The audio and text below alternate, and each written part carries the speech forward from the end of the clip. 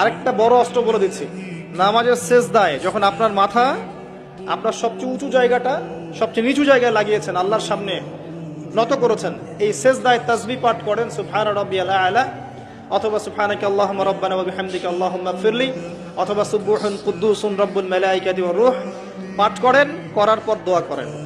সেজদায় যে দোয়াই করবেন ইনশাআল্লাহ কবুল হয়ে যাবে। সেজদায় যে দোয়াই করবেন ইনশাআল্লাহ কবুল হয়ে যাবে। বলেন সুবহানাল্লাহ।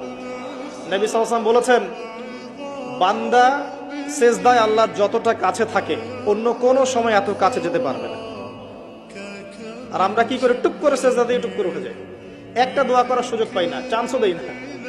সেজদায় দোয়া কবুল হয়, প্রত্যেকটা সেজদায় একটা করে দোয়া করেন না, একটা করে দোয়া করেন। আরবিতে দোয়া করতে পারলে সবচেয়ে ভালো, যেগুলো কোরআন এবং সুন্নাহ থেকে সাব্যস্ত। যদি নফল নামাজ পড়েন, আপনার আরবি জানা নাই মোটেই, বাংলাতেই বলেন, আল্লাহ আমি অসুস্থ, আমাকে শেফা দাও।